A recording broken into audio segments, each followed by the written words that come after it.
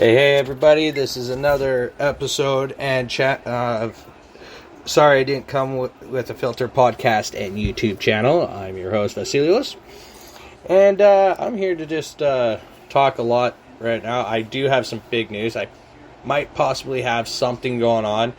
I'll let you know in the next couple of days if I do get what I applied for. And yeah, that's my big news for today. So, to move forward here, I see there is a lot of big stuff going on in the wrestling world again. Everybody's been talking about the whole Kevin Owens going to possibly be joining AEW when his contract expires in January of 2022 here. Yeah, that's not even just a possibility. That's probably going to be happening when you see it. It is very much possible that he leaves because of just not being used right. I heard from like Wrestle Inc. Daily, and Going in Raw, and some WrestleZone. Most of the time I'm on WrestleZone a lot. I also heard Jake Atlas asked for, like, this was news to me, he asked for his release from the WWE a while back, prior to everything, because of, like, one man getting, basically let go from his job. He was kind of scared, and I don't blame you. I would be too, if, if, like, stuff started happening so randomly and so fast that you don't even have control of your own fate and future. And yeah, that's just what it is. As you can see, I got my WWE chair, my championship belts back there somewhere. I even got like one of these little kids belts from the events that I go to once in a while. My buddy has the big one. I like the small ones for some weird reason, just because they're easy to maneuver and move around and all that. I just can't wait for this weekend. Tonight's a big night for NFL. First game of the season. You got Buccaneers versus Cowboys. That's a pretty big thing right now. As I say, this is all about sports talk and pro wrestling talk, basically, today I'm going to be doing. And I am live on my podcast. I am recording this for my YouTube channel, so please be patient with me. I'm still working on all my stuff. Still working. Follow me on Instagram at Vasilios or Vasilios 1987. I can't even tell you which one it is. It's Vasilios 1987 on Instagram. Hit a follow. And if you like your content, I am just somebody who hears all this and gives you my perspective. I wouldn't mind hearing from your guys' perspective. I would love to hear your perspective also from all the news that you hear. In the wrestling world right now, I watched last night's episode of AEW Dynamite, and I'm going to tell you, there's a lot of dream matches that can possibly go on as soon as they're allowed. It's ridiculous on what people are, how can I say it? People are hating on WWE, and I saw like Triple H had something with a heart surgery yesterday. Amazing. It's part of life. Everybody has health problems. But to kind of like jab at him, I saw some comments on Twitter and that's just pretty low ball, man. That's pretty low on some scales. That's just, come on, the guy has some health problems and he got him dealt with, so just leave the guy alone, man. I pay my respect to the guy, fast recovery, and I'm still champion of trying to get him back into leadership of WWE and maybe possibly taking it over here and there. That would be an awesome thing. So I gotta switch my glasses up. You can't see. Yeah, but I've also heard and saw a lot of like memes about WWE. I heard Mick Foley saying, yeah, it's true. WWE is not a place someone wants to be right now. I understand that. It's, I grew up watching WWE and WCW, and now AEW is like the what could have been if ECW, WCW merged instead of all falling into the WWE thing. If it was just like those two just went in, because honestly, this is what we're getting. We're getting really good hardcore, violent matches. We got really creative activities going on. And I did hear from one of the podcasts that I listened to. I think it was Going in Raw or Wrestling Inc. Daily. They said it's like an ROH Ring of Honor reunion going on in AEW, and yeah, pretty much. You got the Young Bucks, you got Adam Cole, you got Kenny Omega, you got Bryan Danielson, you got CM Punk, Christopher Daniels working back the scenes. You got some other guys there that I believe were part of Ring of Honor there too. Like I think Excalibur was. Also Pro Wrestling Guerrilla there. Reunion. But then they were starting to list, like, I believe it was Ring of Honor. Or not, it was the Going in Raw podcast with Steven Larson. I always love those guys. The Friendos. I love those guys. I do subscribe to those guys. Those guys are awesome. It was funny. They were talking about how some wrestlers on the main roster could possibly jump ship. Keith Lee, Ricochet. If Cesaro wasn't locked up, Cesaro could have went. Seth Rollins, AJ Styles, so on and so forth. I don't see AJ Styles leaving WWE because he's making a lot of money, and WWE was his landing spot, and he's been very vocal that if he does retire, it's the end. He's done with wrestling. He'll be WWE his final year, his final run, but I doubt that. He'll probably go over to AEW just because his buddies are over there. They were saying Shinsuke Nakamura. Shinsuke and Cesaro did sign new contracts, and I know Vince is somewhat high on Shinsuke, and he's really high on Cesaro. He loves the whole swing thing, as everybody does. I do too. But, I heard Angel Garza has been doing the hourglass thing on his Twitter. He's been there at all the tapings. Hasn't been really used. That's a shame because he is somebody who can possibly be used really, really well in a lot of retrospect of the company. He could, he's talented. Just like Ricochet, talented. Cedric Alexander, talented.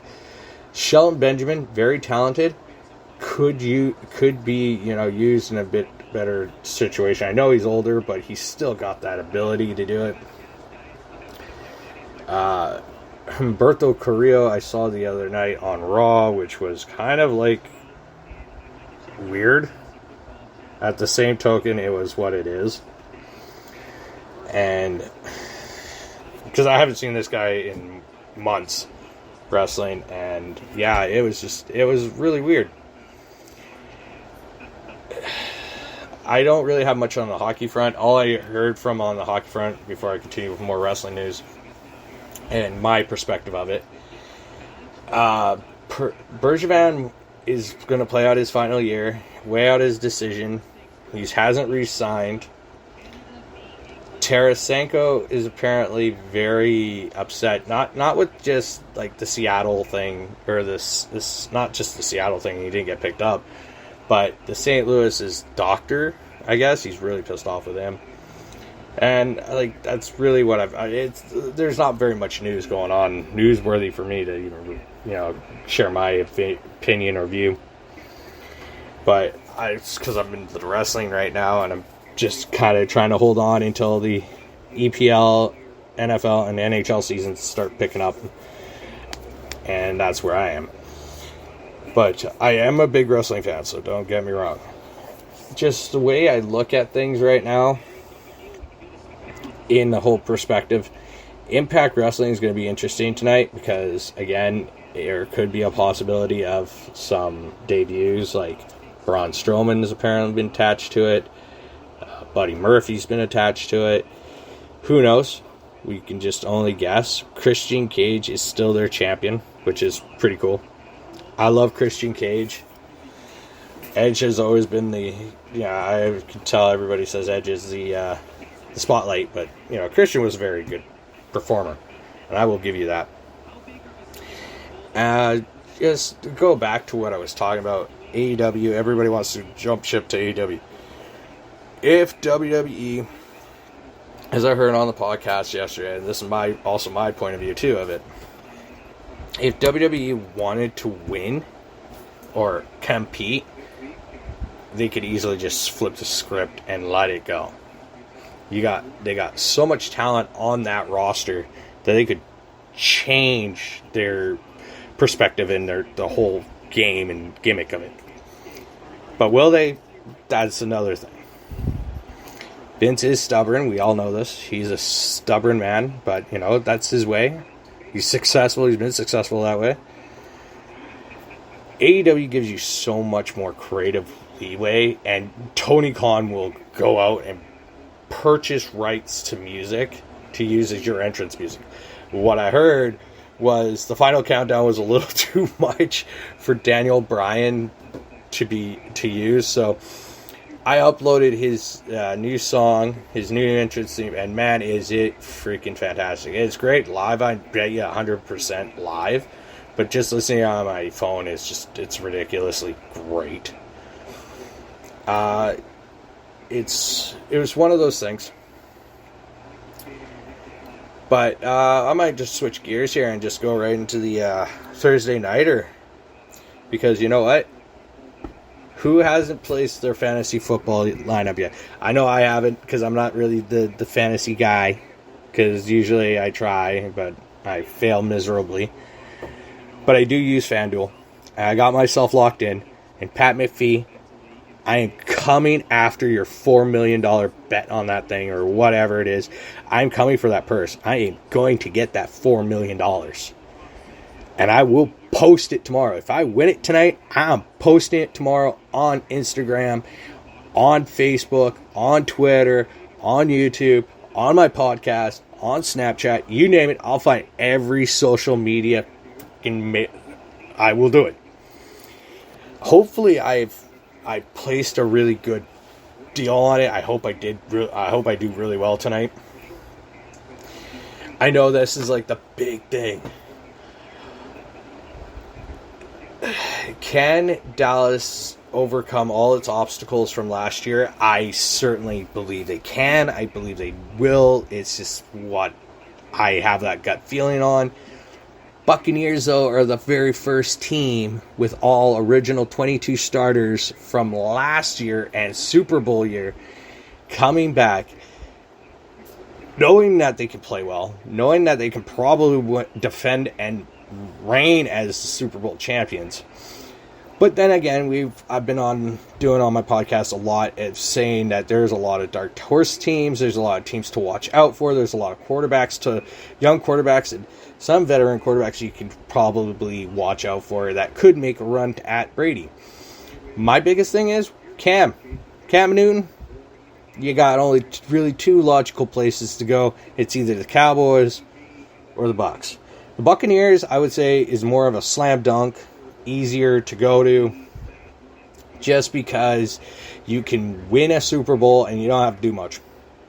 You got a 44-year-old starter, a man who's in peak condition, that can still throw the ball further than I could ever throw in my life, in Tom Brady, the GOAT, the TB12. And then you got RG87, Gronkowski, the Gronkinator. That guy is freaking awesome. I've met him in person in Orlando a few years ago. He's freaking awesome. Massive, but awesome.